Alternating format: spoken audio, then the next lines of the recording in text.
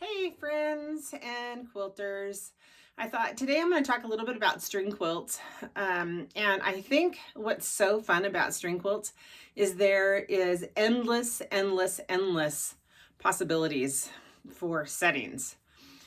String quilts have been around since like 1860s, more so popular in the 30s, where I don't know if it has to do with the Depression. They just used every single scrap that they could get and they just got creative with it. And so I really like that because even although I do use patterns and I like to reproduce old quilts kind of the same way, this is one that you can reproduce and make your very own unique quilt. So anyway, I'm going to talk about that a little bit today, and we're going to look at my design wall. I'm getting ready for a class on Saturday, and a couple different options that you could do. I have this here with cheddar and then just blues. And so you could focus more on a string quilt with just certain colors, like this one, which of course I always think blue and cheddar are a great combination. I'm thinking that this one, you could actually just do little sashings between, and that would be like one block.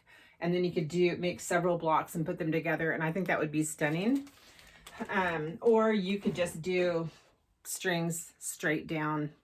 So that's an option. This one's just completely straight across.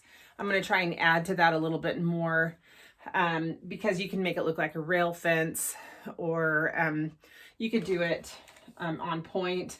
I don't know, just the variety is endless no matter which way you make a block. This one right here is just done on the diagonal, and I've just made 4 little blocks that you could just make circular. You could put these block to block, you could put them with sashing. It just makes a whole nother quilt, basically, depending on how you set it. So that's really fun. I opt to do mine on paper, but that is not necessary.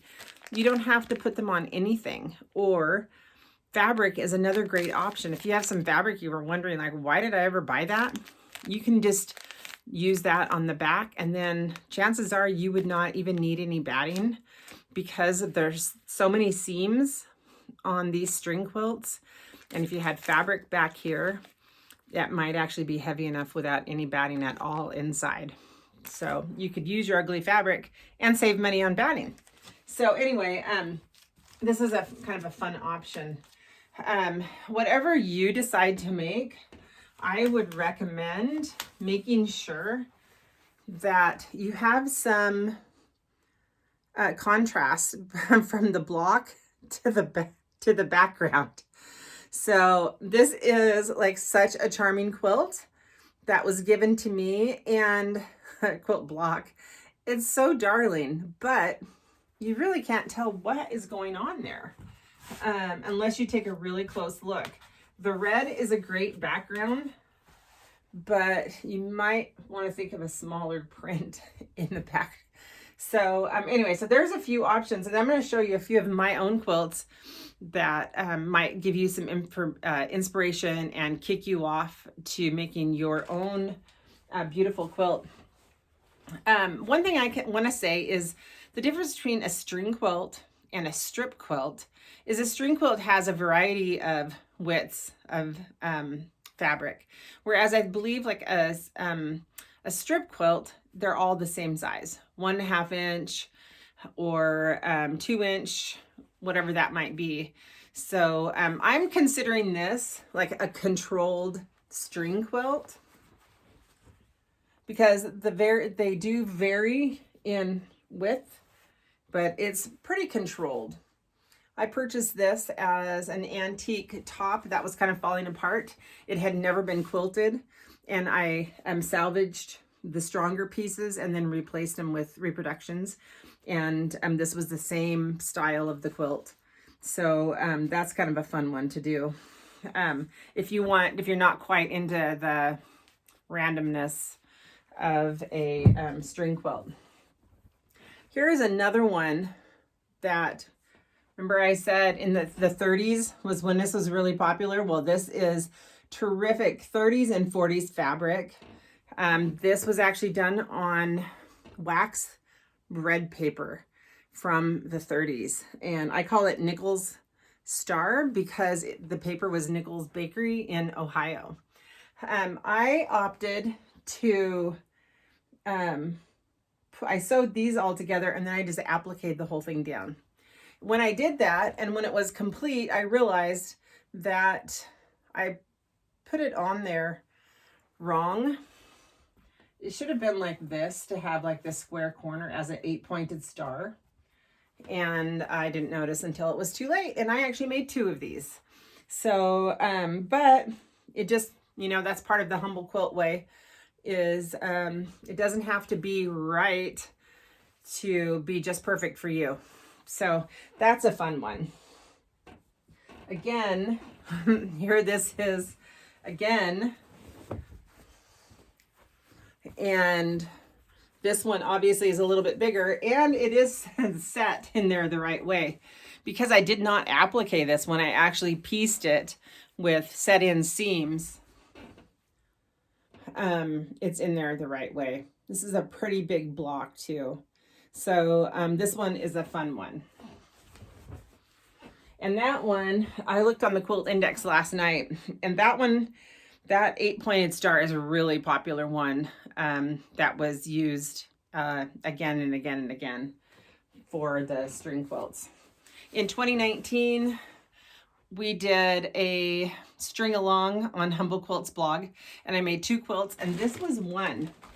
I actually found this on the Quilt Index as well. And, you know, I just thought it was kind of an unusual, let me hold it up here, an unusual setting. And so that was why I just went for it.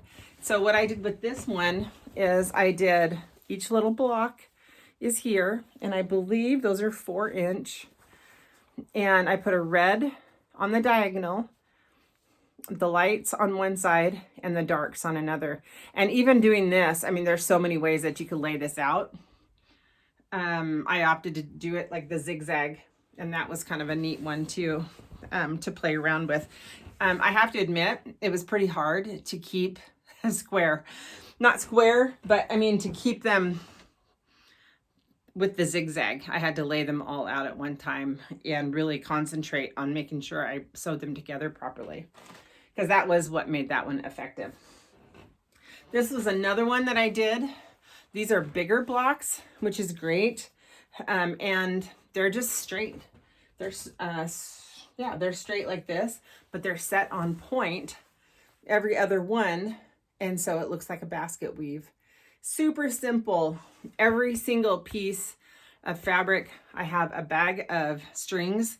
I just pull it out and use it, and pull it out and use it. If it was the same, happened to be the same as something next to it, it was the only time I threw it back. And then I loved the cheddar setting squares. So this would look great with any color setting squares that you like, blue or red or whatever. Anyway, this is a fun one, and I believe those are probably at least 6-inch blocks, 6-inch finished. So that's a cool one. And then my favorite, actually, and first string quilt was made in a class with Gwen Marston. And the class that I'm doing is fashioned after hers because everybody made what they liked. Everybody made their own quilt. So, or their own quilt pattern. And this was the one that I opt to make. And I think it's called Rocky Road to Kansas. That's not what I named it. But this was super fun, super effective. You could feasibly do these all in strings as well.